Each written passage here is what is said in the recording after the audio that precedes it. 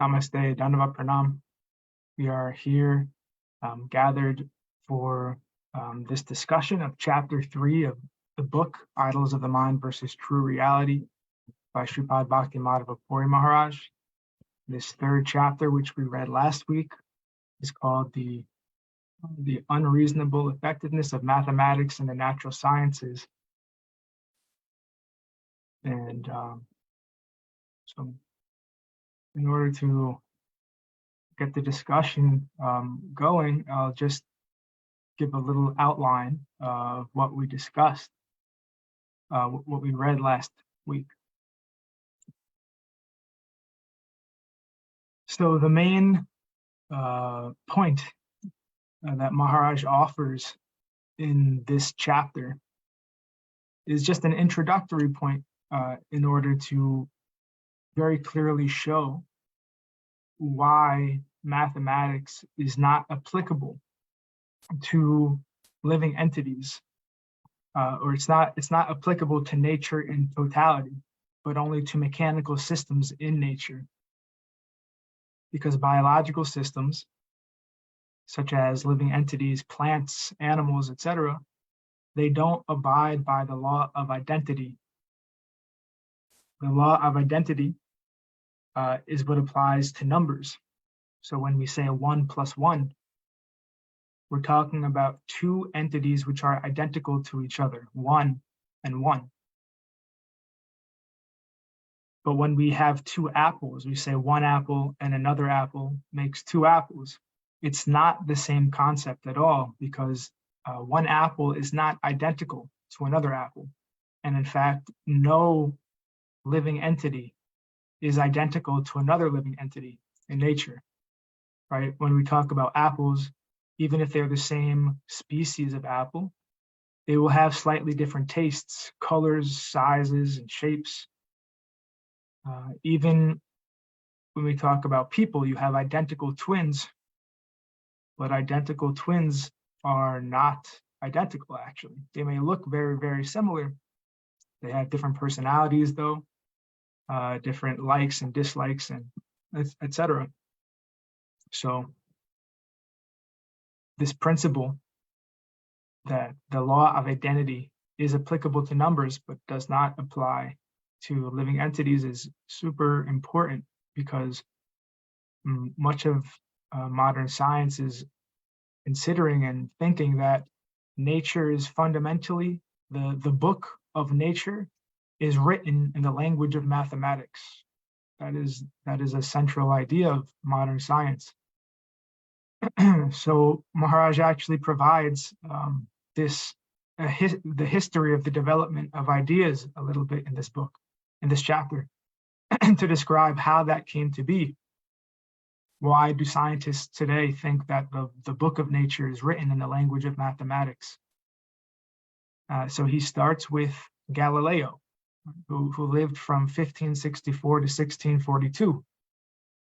And Galileo is actually one of the main fathers of modern science who held this conception and is responsible for its inception. But Maharaj points out that Galileo had a very particular worldview, which actually isn't even held today, that allowed him to think in that way. And that view was that there are two types of qualities that we experience in reality. One is primary qualities, and the other is secondary qualities. So primary qualities are quantitative qualities, such as mass, length, width, shape, these kind of measurable qualities. And Galileo understood that those primary qualities actually belong to the object itself. However, secondary qualities such as color, taste, these kind of more qualitative things, they don't belong to the object itself, they actually belong to the consciousness of the observer. So he had this division between qualities that belong to the object itself and qualities that only exist in the experience of an observer. So that's very different even from what modern science thinks today, actually, because modern science today mostly understands that all the qualities belong to the object itself, and that we come as a third party and try to unbiasedly observe those qualities. Anyhow, so Galileo thought that there was a division between some qualities belong to the object and some belong to consciousness, and that because the primary qualities in objects, these quantitative measurable properties, are primary, that nature can be described by mathematics. So then, about 30 years later, René Descartes, another father of modern science, came along. He lived from 1596 to 1650. And he, being influenced by that way of thought of Galileo, Descartes came to enunciate the numerical nature of space and time, right? Throughout grade school, kids are taught the Cartesian plane, right? The X and Y axis. That Cartesian plane is named after René Descartes. He's the one who primarily put forward this numerical nature of space and time. And then as Maharaj continues this description of the history of the development of ideas, we start to see a shift towards a more philosophical perspective. John Locke, who lived from 1632 to 1704, he was born about 35 years after René Descartes. He understood that an object of a particular size, shape, etc., is indistinguishable from the space that it occupies of the same quantitative measure.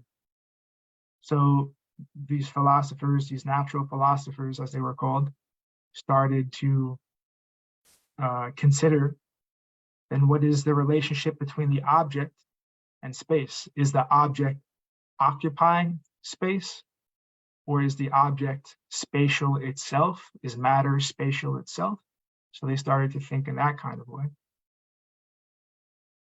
And then we have this philosopher named Berkeley, who came about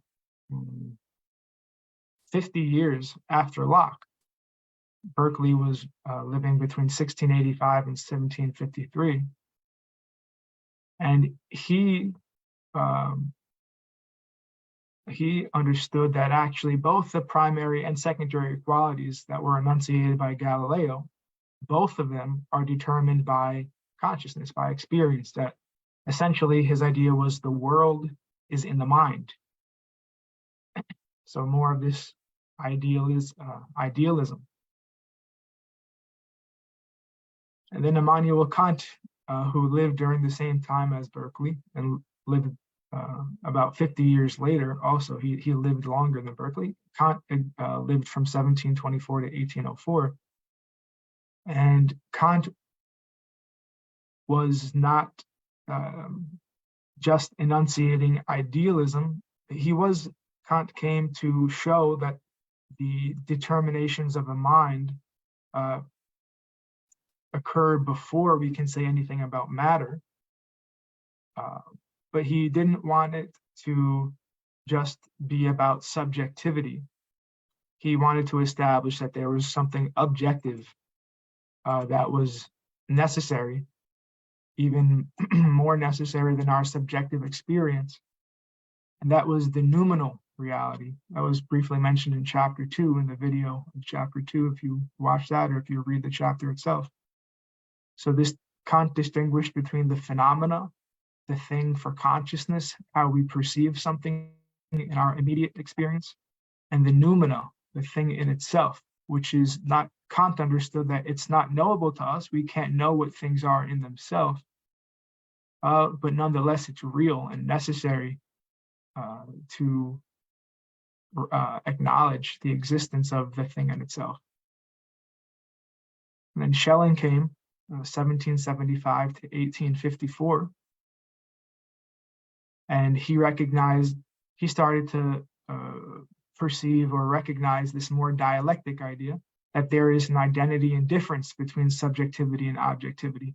It's not just things either exist externally to the self or they occur internally. It's not this, it's not just either or, but there is a relationship between the two and they interpenetrate each other. So Schelling began to comprehend this, but it didn't reach, that kind of idea didn't reach its maturity until Hegel came, right? Hegel lived from 1770 to 1831. So this is about 200 years after Galileo first put forward these primary and secondary qualities on which the basis of mathematics describing nature was established. About 200 years later, Hegel was there. And this development of the idea through history reveals more that the determinations of the mind underlie what we perceive in nature, and simultaneously, because what we perceive in nature is the phenomenal appearance of the noumenal thing in itself, that also affects how we perceive it. So there's this interpenetrating dialectic relationship between subjectivity and objectivity. So Hegel understood that the world is not only in the mind, the world is not only in a particular subjective mind or an observer, but the particular observer is also within the objective world of universality. And both of these are sublated. Sublated means where the difference is maintained, but they kind of, the emphasis disappears under a unity, which is more significant. So the particular subjective mind and the objective world of universality, they're both sublated in the unity and diversity of the absolute idea that is by and for itself. So Hegel could understand that the absolute is fundamental and it has its own purposes and its existence is substantiated only on itself. It relies on nothing other than itself. The absolute is there necessarily, and that these considerations of objectivity, subjectivity, what is external to the self or what is internal to the self, these are all moments occurring in the context of the absolute. So then Maharaj also points out that both in the East and the West, the ancients had a very different understanding of what was going on in the cosmological activities of celestial bodies, and that they understood them to be free and rational spirits whose long-term consistent movements were a performance of ritual rather than mathematically constrained mechanical motions. So again, this was a point that Maharaj made in the second chapter as well, that the same observed phenomena corresponds to completely different worldviews. So we can understand how there is an interpenetrating relationship between what is objectively there and what is subjectively perceived. They both rely and are interdependent on each other. We can't just isolate one from the other.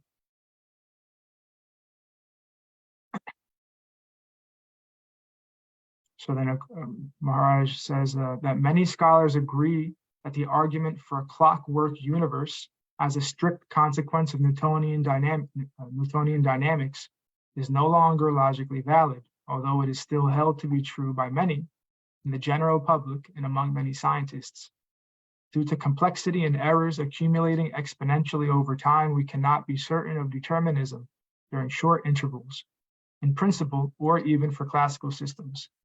Nature seems to draw a curtain on predictions of mechanical motion in a clockwork universe that is beyond our ability to unveil. And then Maharaj includes this quote from a British mathematician named James Lighthill, who actually apologizes. He had to write some essay for some conference where they apologized for overemphasizing Newtonian mechanics as being the proper paradigm to interpret nature. He said that after 1960, in this apology by this British mathematician, he writes, and the whole quote is there in the book, he writes that after 1960, the scientists could understand that it was not proper to continue in that way, but somehow the public perception of science and the more general scientists who maybe were not up to date on the cutting edge of science continue to perpetuate that idea long after the 1960s, even though it was already understood to be not the proper lens to continue to look at nature through. So then finally, Maharaj just clarifies that there is a difference between there's a difference between the logic of nature and the logic of mathematics. And Albert Einstein himself had recognized this. He said, Einstein said, as far as the laws of mathematics refer to reality, they are not certain. And as far as the laws of mathematics are certain, they do not refer to reality. So then in conclusion, Maharaj says, in other words, mathematics works within its own framework of certainty based upon a set of axioms of mathematics, thus yielding specifically determinable results.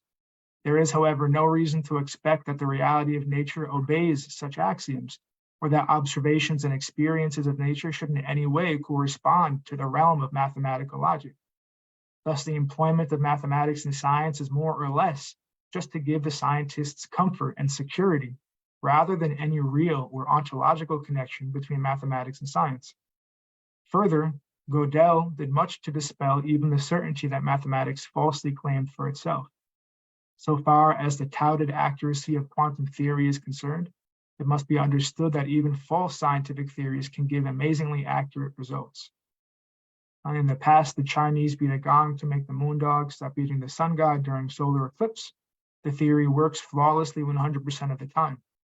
That quantum mechanics works so accurately for a single electron or even two particles ignores the fact that as a mathematical construct, there is no such thing as a single electron or two in the universe, meaning there are millions and millions and millions, not one or two. So the accuracy of the whole theory breaks down when we consider any real-life situation without an idealized approximation.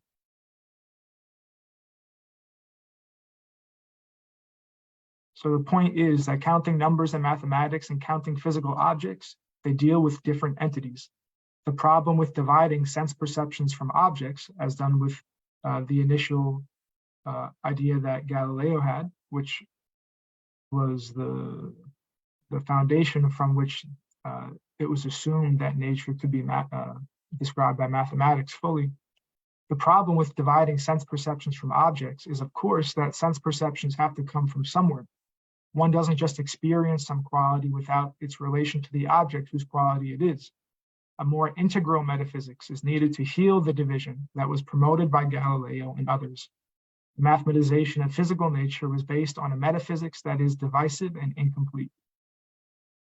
So essentially, we're trying to offer that this law of identity, which underpins mathematics and which is artificially imposed upon nature, in order to have a proper understanding of nature, it needs to be replaced with the law of identity and difference, this dialectic thinking, instead of just some analytical understanding.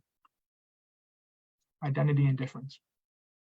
So that's just a summary of what the chapter was about. And we look forward to the discussion.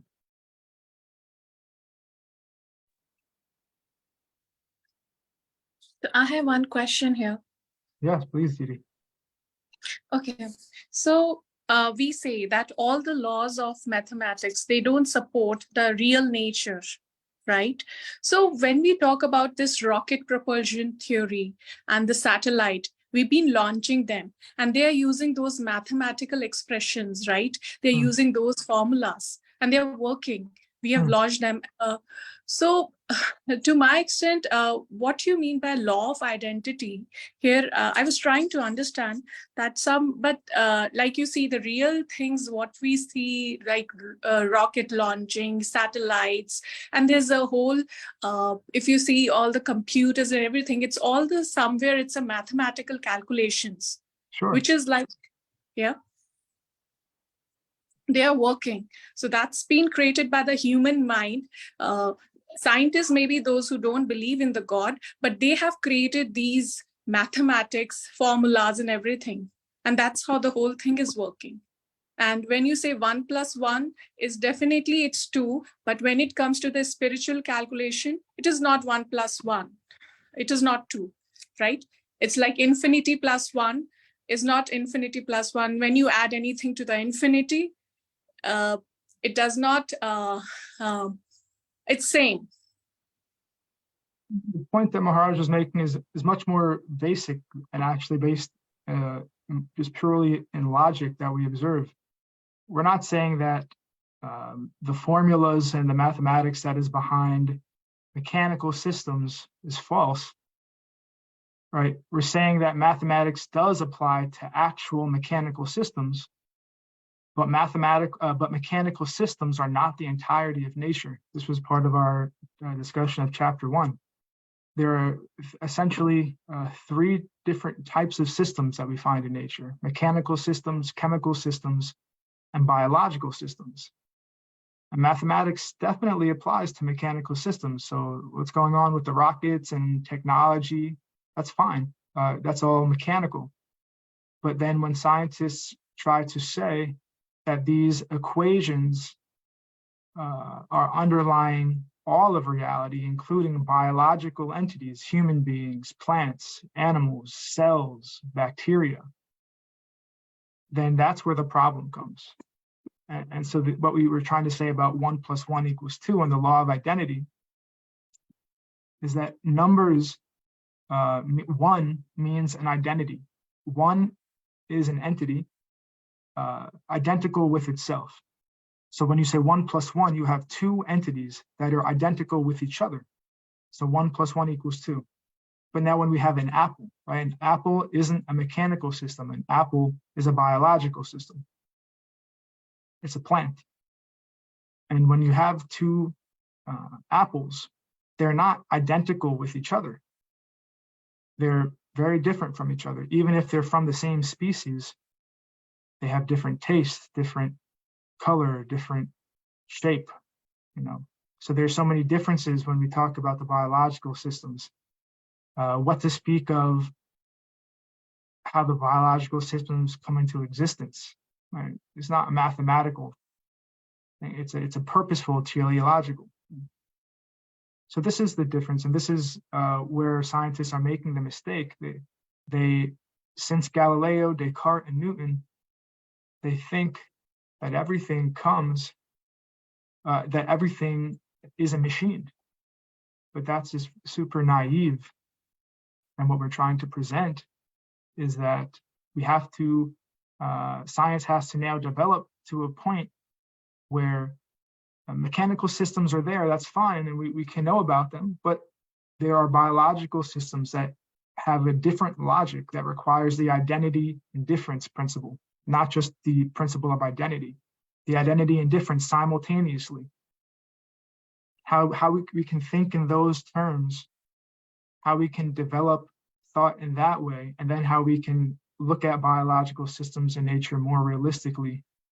That is what the goal is, and mathematics is not the way to look at biological systems. What to speak of spiritual topics, you know, we're right now is just even talking about biology, about biological entities.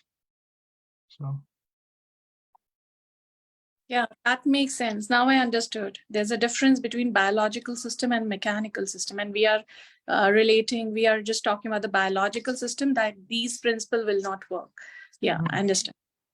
Because I did not attend the first chapter, so I wasn't aware of it. Okay, thank you.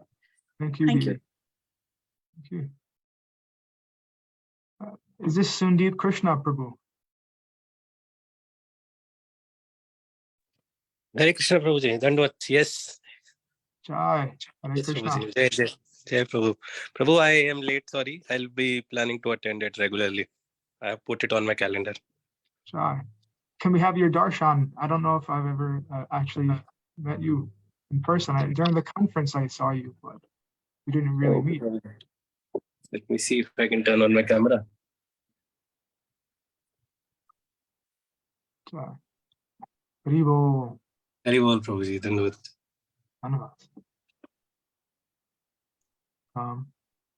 So Prabhu, this chapter of the book, which we're discussing today, is called The Unreasonable Effectiveness of Mathematics and the Natural Sciences. So actually, before we continue, do you mind, each time the devotees came who hadn't been here previously, they just briefly introduced themselves a little bit. Can I ask if you can introduce yourself? Yes, Prabhuji. Prabhuji, so first of all, thank you for giving me the association. And I'm based out of Hyderabad, and my initiated name is Sandeep Krishna Das, and I've been on this path for last 20 years. I work in the software industry with Microsoft, and before that, I've mostly been in various businesses as entrepreneur. So I don't know what else to tell, Prabhuji. Please let me know. That's Then I'd like to ask one question. Yes, Prabhuji. With your experience and as a software engineer, what is your understanding of the applicability of mathematics? Is it only applicable to mechanical systems, such as what you deal with in software engineering? Or is it also, from your perspective, applicable to everything, including living entities, human beings, apples, squirrels, cells? Prabhuji, the limits of physics and maths, in my understanding, is applicable to material energy. Wherever there is spiritual energy, it gets approximated, and our understanding is very limited. So I would say when it gets to Anu size or Vibhu size, like sizes tending to infinity or sizes tending to micro, be it electron, be it cell, the limits of mathematics and physics fail to comprehend those setups. Even, for example, Newton's law of action reaction or the traditional laws of velocity acceleration, they fail to work when we get to speed of light or when we get to limits which human senses cannot comprehend. So that's my understanding, Prabhuji. But if you think that is wrong, I'll be happy to get corrected, Prabhuji.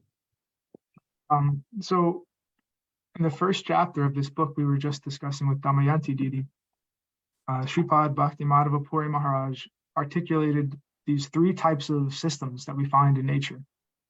There's mechanical systems, chemical systems, and biological systems. And so we made a short video about that also, if you want to look at that to get more of the detail. But basically, mechanical systems are unities, they are unified externally by external purpose. There's no internal purpose which is unifying a mechanical system. Only from the outside, the parts are being united for some purpose which is external to the system itself. When we make a clock, it's because something outside of the clock wants to tell time. When we make a computer, it's because something outside of the computer wants to communicate with others or compute different data. So then the next type of system is a chemical system, where there is some another aspect of the mechanical system is that the parts of the mechanical system retain the same identity whether or not they are a part of the mechanical whole, right? The gear is still the gear whether it's inside the clock or not. Same thing for any computer part, right? It's the same part whether or not it's in the computer. But now when you look at things from the next type of system, the chemical system, and Maharaj gives the example of an alkaline, an acid, and a salt, right? The alkaline substance has its own identity as an alkaline substance, and the acidic substance has its own identity as an acidic substance. But then when they come together, the chemical reaction occurs and they become salt. And salt is completely distinct from either of those two previous entities. So the identity actually changes in the chemical system. But still, so this is how we can see it's different from the mechanical system, because the identity changes. But now there's another level, the biological system, because the chemical system will not perpetuate over a long duration of time, right? Eventually that will break down still.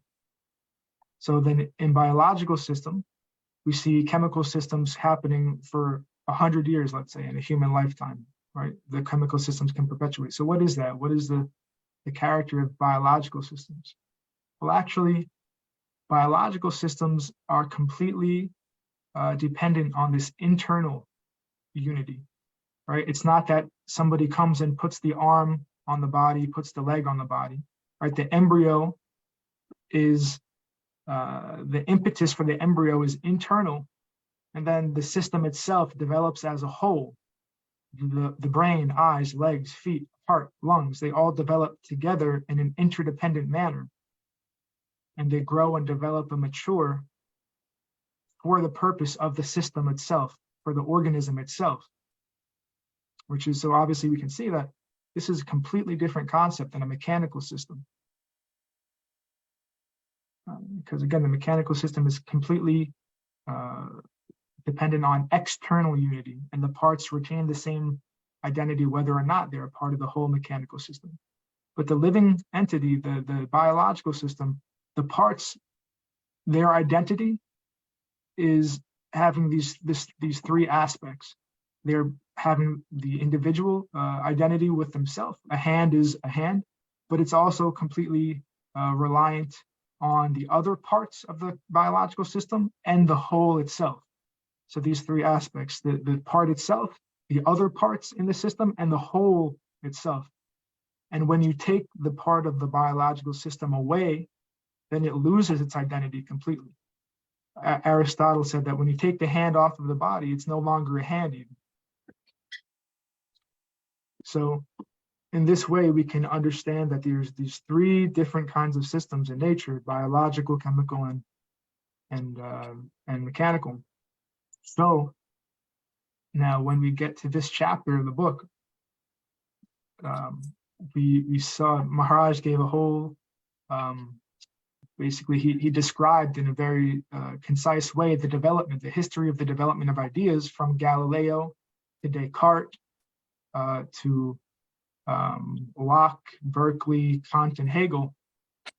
How initially Galileo had some idea that the book of nature is written in the language of mathematics, assuming that certain qualities are dominant over other qualities. Those qualitative, measurable qualities are more important, and they exist in objects themselves, while more qualitative things only exist in consciousness, so it's not important because it's subjective.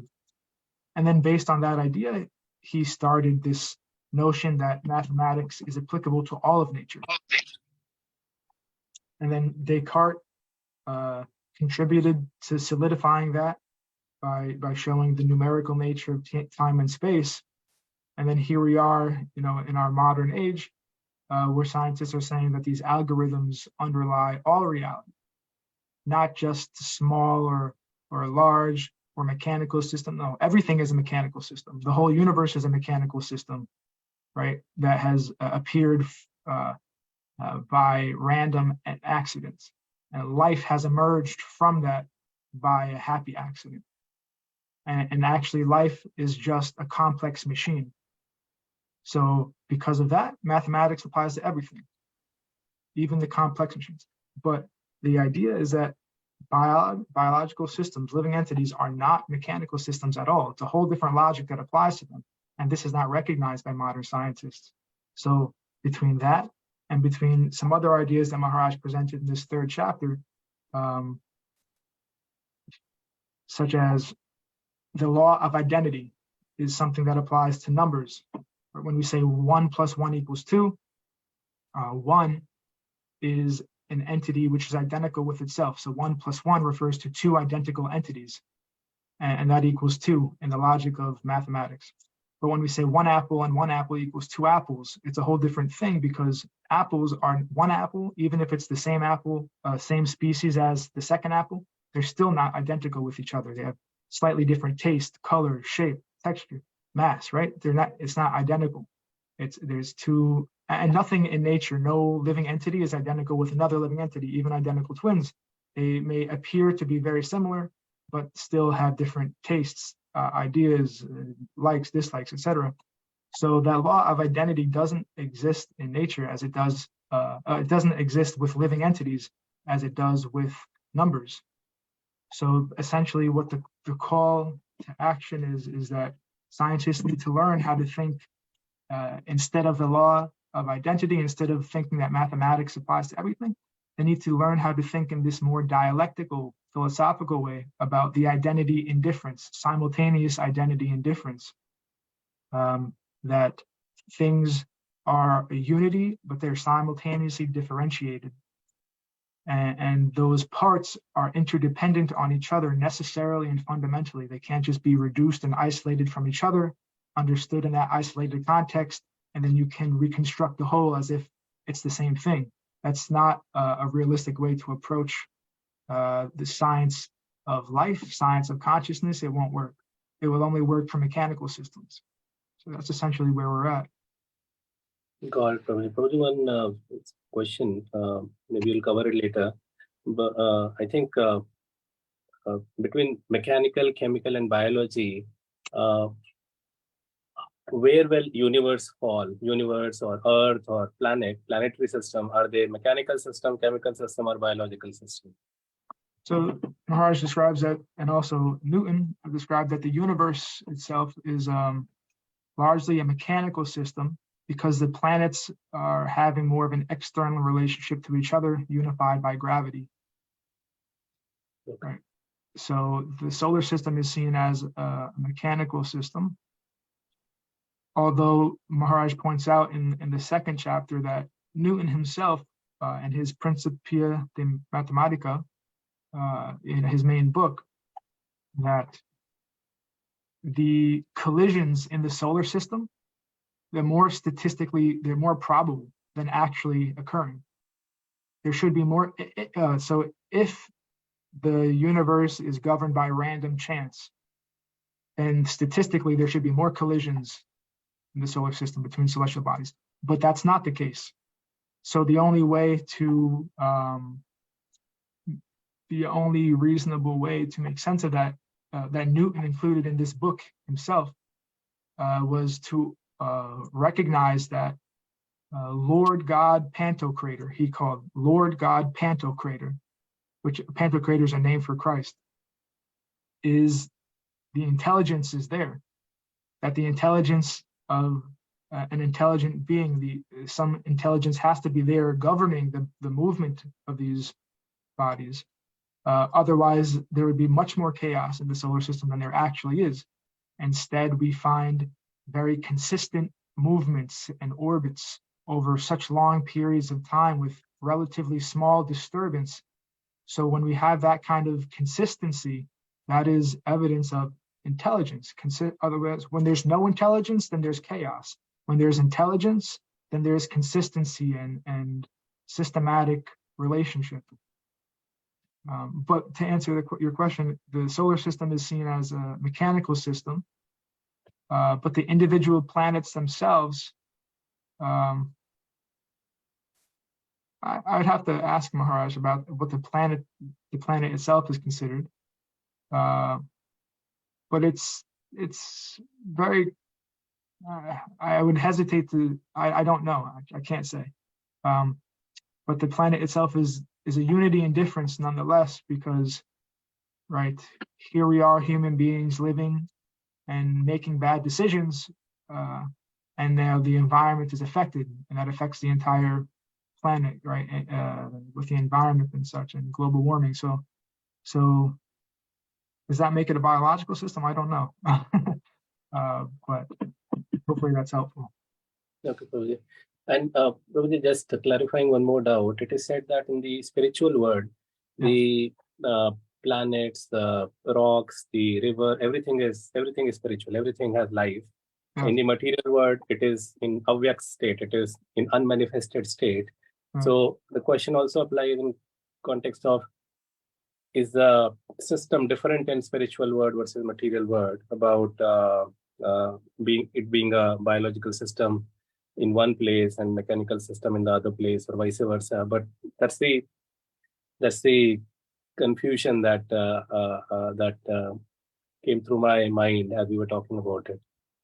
So actually, fundamentally, what Maharaj describes many times is that matter and spirit are not opposed to each other. They're not separate from each other. That they're actually, their relationship is a matter of, these are Maharaj's words, degrees of attenuation of consciousness. And he compared that to sound, the relationship between sound and silence. Silence is when sound is dialed down to zero. Right? Silence means sound is zero, but then very loud sound means sound is dialed all the way up. Silence is attenuated sound. Loudness is highly active sound. So they're directly related, right? In that way, it's degrees of attenuation. So matter and spirit are degrees of attenuation of consciousness. When consciousness is dialed down to zero, when it's completely sleeping or dormant, that is matter. When consciousness is dialed all the way up, fully conscious, that is spirit. And then life, the concept of life, comes in the middle. Got it, Prabhuji. You could say the same thing for lightness and darkness, right? Darkness is the absence of light. Yeah. And then when light is turned up a little, then there's light, different degrees of light. So I like that. Yeah. That was good with the silence and the sound. Same Maharaj point. just said like that, and super insightful. Yeah. So I just wanted to thank you for that re-explanation of everything, because I saw something different in what you just described this last time around. So when you said that mechanical systems are affected externally, and the example was alkaline acid and salt, how when you put alkaline and acid together, we get salt. But yet biological systems are dependent on internal changes, and it's not affected by outside. That it's like a light went off, because that was very helpful, because then you think of two cells that start life inside humans. And yeah, we're not affected. I mean, yes, we're affected, like you said, if something should happen to loss of a physical part of the body, but internally, I have always found that fascinating. Watching a child grow, it's all happening from within, from a little infant to full adults. It's like, how does this, it's just amazing to me that this happens. It is a miracle. It's just amazing to me that there's all the space around a baby, but yet they continue to grow within the space from within. I love that explanation. That really opened my eyes to everything. Yes, I want to thank you for that explanation. It's amazing how you hear different things every time something gets explained. So thank you for that. That last explanation opened my eyes. So. And also, I just have a comment about the solar system, how you said that everything was happening externally. So the system itself is mechanical, but the earth itself is biological. Things happen from within the earth, right? So I would think the earth itself is biological. With that, I don't know. I mean, yes, please find out from Maharaj what his thoughts are, but that's how, based on this conversation, that's how I would see the planets themselves. Huh.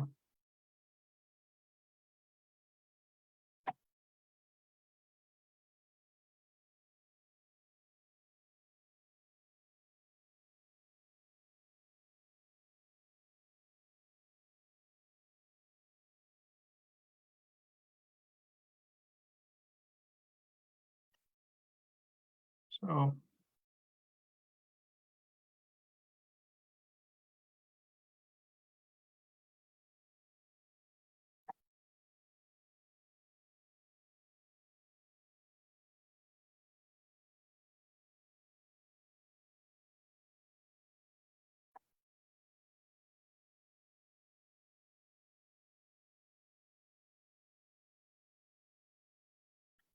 one of the other fundamental points that Maharaj is presenting that is both evident in the Western philosophy in the line of thought of Plato, Aristotle, and Hegel, and we find also in the Vedic wisdom, is that reality is fundamentally thought, but it's not some abstract idealism. So many times in modern academic things and discourses, you find like this juxtaposition between either materialism or idealism, where materialism essentially assumes everything is reducible to matter. So it's actually a monism, that everything is matter. Now, whether that matter is understood to be electrons or understood to be any other kind of physical substance, it's a monistic idea. And then on the other hand, the idealists similarly have a monistic idea or a non-dualistic idea that everything is reducible to consciousness, an impersonal, undifferentiated consciousness. And we find there are quite a few scientists who actually have that idea. And so these are both equally abstract. Both the materialism and the idealism, they're equally abstract. And so when Maharaj presents these ideas that reality is fundamentally thought, our understanding of what thought, and this is my experience from hearing from Maharaj and just discussing these things with him, that thought, so first Aristotle, right? Aristotle says God is noesis, noesos, noesius, noesis. God is thought, thinking thought, theos. The Greek word for God is theos. Theos is noesis, noesios, noesis, thought, thinking thought, pure thought. And Plato, who was the teacher of Aristotle, had his analogy of the divided line, where he had on the bottom of the line, he had doxa or dogma, and on the top part of the line, where did he use? I think episteme, or the truth. And in that top part of the line, he had two words. One was dianoia, which is actually mathematics, but then above dianoia, he had the word nous, which is the same word used by Aristotle, means thought, pure thought. So Plato had some appreciation for mathematics, but he understood that pure thought is above mathematics, because mathematics is an expression of thought. It's coming from thought. It's dependent on thought. Mathematics is dependent on thought. So how can it describe what it's dependent upon? Thought is more free, especially when we understand it as Aristotle described, noesis, noesios, noesis. So then when we talk about things in nature, how can it be thought? How can they be ideas? Maharaj says the ideal is real and the real is ideal. That is the dialectic idea. Simultaneously, ideal realism, one of the names for Hegel's philosophy, ideal realism. The real is ideal and simultaneously the ideal is real. But what does that mean? You know, at first it sounds a little odd, but then we can understand that we take any object that we have around us, a computer, and we can understand the computer as a thing. But where did that thing, where did it come from? Right? The computer wasn't always there. It came from there was some need that arose. There was some lacking within the experience of people. We can say like this, maybe this is an imperfect way of describing it, but for now we can say like this, maybe. There was some lacking in the experience of people. And then those people were thinking of how to overcome that lacking. They were thinking, it was thought. And then by lots of mediation, the idea for the computer came, some computational thing.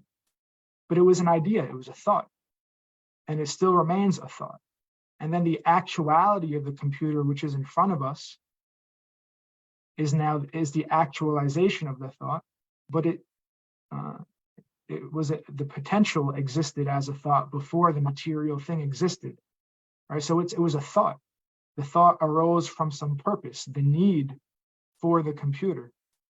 So it was a thought that arose from purpose. And it remains a thought, even though it's in front of us and it's a thing that we can touch and see and feel. It's still a thought, it's still an idea, but it's an actualized idea in front of us. And that applies to anything. It applies to a blanket. It applies to a fork, and even more complex material things, right? They were ideas that arose from some purpose or need, and then the material thing came from that purpose or need. So even though now they're materialized and actualized in front of us, that doesn't mean they're any less of an idea. So as I continue to talk about these things with Maharaj, I could understand that the absolute idea, that the idea that is real and the real that is ideal, that includes sensuous experience in it. The real idea, absolute idea, is not just some figment of imagination that's in our head abstractly. A real concrete idea includes the sensuous experience of idea. It's not separate. So in our modern age, we're so conditioned to the conception that mind and body are separated, that matter and consciousness are two separate things. But when we start to be exposed to this dialectic conceptual thinking, it becomes very rational how the idea and real are inseparable, simultaneously one and different from each other. But so the whole thing is that this is not the mode of thinking that modern people in general, and especially modern scientists, they definitely don't adopt this mode of thinking. And in fact, they probably would reject it as nonsense in some immediate, unfamiliar, reactionary way. They have no idea what the truth of it is to really deal with that concept and see how it's very rational, right? As we just explained, the computer, before it was ever a thing before us that we could touch or use, it was an idea that came from a purpose. That's a very rational, a very, valid understanding of the thing. So now, what to speak of these much bigger concepts, the planet or the universe, or beyond the planet and the universe, the material world itself, beyond the material world, the spiritual world, God's abode, God's pastimes, God's paraphernalia and associates, right? And we're told, right, by Chaitanya Mahaprabhu, that this achintya beda beda tattva, that is the fundamental principle of spiritual life. And we can see that, so what we're doing here is we can see that reflected even in the material world, this achintya beda beda, simultaneously one and different. We see that in material things, the relationship between material things and consciousness, and the identity of the biological system. We see that principle there. And when we can start to really embrace that, that is only for the benefit of our spiritual development as servants of Krishna, servants of Sri Guru, servants of Sri Gauranga. Because it becomes very much more real to us. And once it becomes more real to us, the necessity and the priority of it becomes much more substantial. Then we could really dedicate ourselves to that much more, because we see how tangible it is. It's not just some kind of, thing that sounds nice, but maybe, should we take it so seriously? No, it's the realest thing. It's the most real thing. And the more that we associate with that, and the more that we accept that, and the more that we can surrender to that, the more substantially our spiritual life will be expressed, the more deep we can go into the service of Sri Guru. And the more that it's not some sentimental blind faith, but it's really faith that is based on reason, and it's very felt in the experience, and it's super tangible, and it gives us a lot of motivation to engage with spiritual life in a much more serious way. So that is, by the grace of our gurus, why this scientific Sankirtan, it was called. Srila Prabhupada, Srila A.C. Bhaktivedanta Swami Prabhupada. He's the one that his disciples, scientist disciples, 3 PhD disciples that came to him in the 70s, one of which was Sripad Bhakti Madhava Puri Maharaj. He said, use your science, use your knowledge of science, and now learn Krishna consciousness, learn about the Vedic wisdom, and then you tell the scientists about this in the scientific language, in the rational language, and you develop this kind of thought. And so here we are 50 years later, and Sripad Puri Maharaj, has had some very profound insights about these things and has offered them in so many different ways. And now we're just trying to humbly engage others and to engage ourselves, no doubt, engage ourselves, engage others, and really what we can do. There's so much more is needed, how we can present this in a much more wide way to those who are more likely to reject it, right? The people who need, we were talking last week, the people who need it most are the ones who are most likely to reject it immediately. So how to overcome that challenge, understanding that challenge itself is coming from Krishna. Krishna is Ishvara, his controller of everything. So even Krishna is giving us the service, and Krishna is also giving us the challenge that the materialists will say no. He's giving us that challenge too.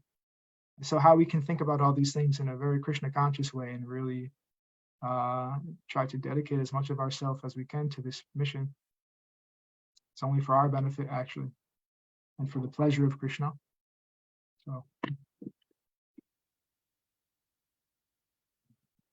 now, if there are any other comments or questions before we wrap up.